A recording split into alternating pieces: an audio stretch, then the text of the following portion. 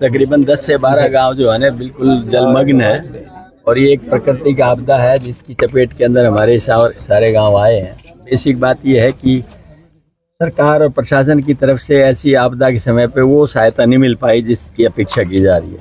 आज एक किसान के साथ में फसल तो उजड़ गई, वो चली गई, लेकिन घर और उसका परिवार, उसकी रोजमर्रा की जीवन की व्यवस्थाएं सब बिगड़ गई।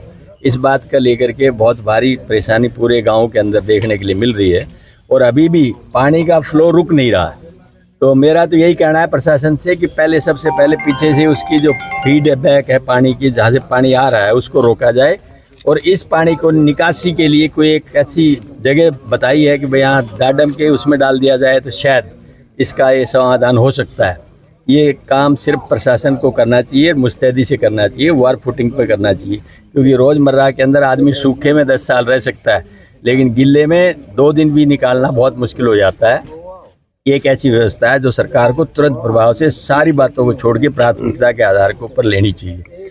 और सारे भाइयों का मैंने देखा है कि हर भाई ने यहाँ अपनी तरफ से मिल करके पूरा सहयोग दिया है, चाहे ट्रैक्टर से लिया हो, चाहे मिट्टी डाल के लिया हो, चाहे पाइप सप्लाई करके ली हो, लेकिन प्रशासन की जो चाहिए थी मदद, वो मदद मैं समझता हूँ नहीं हो पाई है, उसको प्राथमिकता देनी चाहिए। सर, सरकार है, सिंचाई मंत्री सुरुचि चौधरी उन्होंने भी दौरा किया था, वो कह रहे हैं कि सरकार संजीदा है, जितना भी नुकसान उनका हुआ उसकी भरपाई की जाएगी। विपक्षी राजनीति नहीं है ये, मैं खाली अपने यहाँ की बात नहीं कर रहा। अगर ये इनकी कहने की बात करते हैं तो इनके भाजपा सरकार ने जहाँ डबल इंजन सरकारें भी रही है, वहाँ पंजाब के अंदर क्या हुआ है उनका, और दूसरी जगह पे जहाँ पानी की चपेट आज तक लगी है उन्होंने क्या किया है। 1600 करोड़ रुपए की घोषणा कुल दी है, जबकि वहाँ 1900 गाँव इफेक्टेड है और जिनमें 20 से 30 हज़ार करोड़ की उनकी मांग थी। वहाँ पर ये ऊँट के मुँह में जीरे जैसा इन्होंने सहयोग देने की बात की है। जहाँ तक रही प्रकृति की आपदा की हिमाचल की, तकरीबन मैं समझता हूँ 1/4 जो है ना पूरा हिमाचल तबाह हो चुका है उसके अंदर प्रकृति की आपदा में। वहाँ पर 1400-1500 रुपये की आप घोषणा करते हैं। ये तो सिर्फ दिखाने की बातें हैं, हकीकत में सच्चाई में कुछ नहीं किया जा रहा। सर, आधा हरियाणा जो है जल भराव से है, तो क्या नहीं मानते कि बाढ़ ग्रस्त घोषित करके हिमाचल करना चाहिए, उनको बाढ़ ग्रस्त घोषित करके एक स्पेशल पैकेज यहाँ विशेष तौर पर देना चाहिए। या वो बार कहते हैं 2 इंजन की, 3 इंजन की, इंजन एक भी काम नहीं कर रहा है यहाँ पर।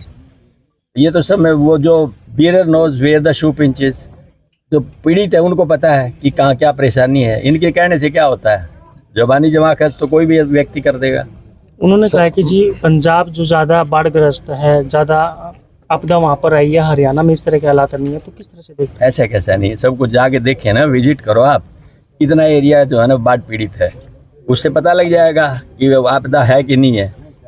सर, सरकार ने जो मुआवजा राशि जारी की है 7 से 15 हज़ार प्रति एकड़ की, कम से कम 7 हज़ार ज्यादा, उसको कैसे देखते हैं? क्या मांग करेंगे प्रति एकड़? कम से कम 50 हज़ार, कम से कम 50 हज़ार होनी चाहिए, तब जाके किसान को ये लगेगा कम से कम मेरी पूरी आजीविका अगले 1 साल तक चल सकती है। सर, लगातार प्रदेश में घटनाएं कानून व्यवस्था को लेकर के सवाल उठे हैं। कानून व्यवस्था तो है ही नहीं, कोई सवाल तो तब उठाए जब कानून व्यवस्था पे कोई काम कर रहे हो। कानून व्यवस्था इतनी बिगड़ी हुई है, सरकार ने आंखें बंद कर रखी हैं, तो जरूरी है सबसे पहले, लेकिन ये आपदा उससे भी बड़ी है जो अचानक आई है। सर, बात करें तो उपराष्ट्रपति का चुनाव हुआ, उसमें किस तरह से देख रहे हैं तमाम चीज़ों? देखिए, वो एक प्रक्रिया थी, वो हो गया, और जो होना था वो समापन हो चुका। अब उसका कोई क्या जिक्र कहें उसका। चलो ओके। तुसाम विधानसभा के क्षेत्र सांगवाड़ में, इससे पहले बीरण, इसके बाद दांग, कई जगह पे आज कांग्रेस कमेटी की पूरी टीम हमारे नेता राव दान सिंह जी के साथ सभी कांग्रेस के कार्यकर्ता, इससे पहले भी हम इन गांव में रहे हैं, सभी कांग्रेस के कार्यकर्ता, सारी बात आदरणीय राव दान सिंह जी ने आपको बताई। मैं तो एक ही बात कहना चाहूँगा कि कांग्रेस का एक एक कार्यकर्ता इस आपदा में प्रत्येक गांव के लोगों के साथ खड़ा है, और मैं आपके माध्यम से कहना चाहूँगा कि सरकार को इसमें बहुत ठोस कदम उठाने की ज़रूरत है।